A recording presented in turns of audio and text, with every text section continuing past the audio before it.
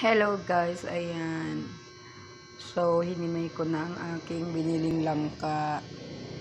Ayan, shout out pala sa besi ko na si Salvi Francisco. Ayan, siya yung nag-deliver ditong langka. Nako, super tamis talaga niya.